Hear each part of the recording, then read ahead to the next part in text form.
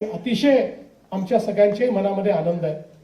आता अर्थातच मला भाषणाचा समारोप करायचा आहे आणि कवितेच्या शिवाय मी कसा समारोप करू? मग आठवले साहेबांचा सत्कारच होणार नाही, त्यामुळे मी पण कविता लिहिली।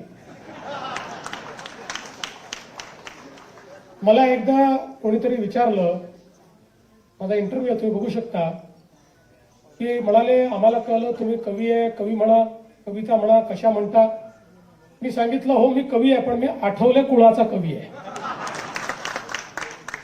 त्यांच्यासारख्या कविता मी करतो। त्यामुळे मी एक आठवले साहेबांच्या करता एक छोटीशी कविता लिहिली आहे, तिचं वाचन करून मी माझं बोलणं संपवणार आहे। आठवले साहेब आजची उत्सव मूर्ती, आठवले साहेब आजची उत्सव मूर्ती, साजरी करूया त्यांची दशकपूर्ती। संघर्षातून तयार झाले त्यांचे नेतृत्व, संघर्षातून तयार झाले त्यांचे नेतृत्व, मोदी सरकारमध्ये दिसते त्यांचे कर्तृत्व।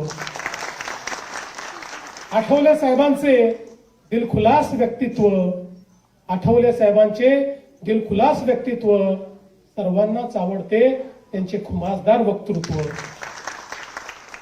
कोणत्याही संकटात ते दिसतात स्थितप्रज्ञ, कोणत्याही संकटात ते दिसतात स्थितप्रज्ञ, पण साहेब आमचे राजकीय हवामान तज्ञ। आपल्याला माहिती आहे ना, राजकीय हवामान त्यांच्या एवढं कोणालाच कळत नाही।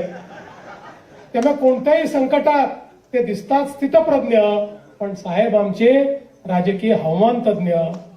ज्यांनी दिल्लीमध्ये सामान फेकले, साहेबांनी त्यांच्या सत्तेचे गाठोडेच बांधले। ज्यांनी दिल्लीमध्ये त्यांचे सामान फेकले, साहेबांनी त्यांच्या सत्तेचे गाठोडेच त्या ठिकाणी बांधले।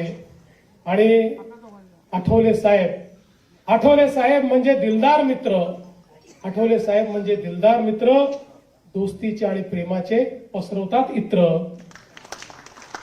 भगवान बुद्धांचे खरे अनुयायी, बाबासाहेबांचे शिष्य, भगवान बुद्धांचे खरे अनुयायी, बाबासाहेबांचे सच्चे शिष्य, म्हणूनच त्यांचे उज्ज्वल आहे भविष्य।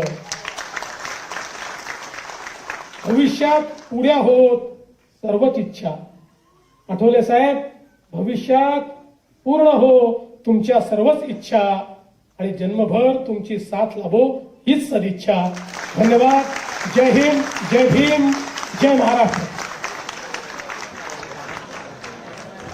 खाली बसा, खाली बसा।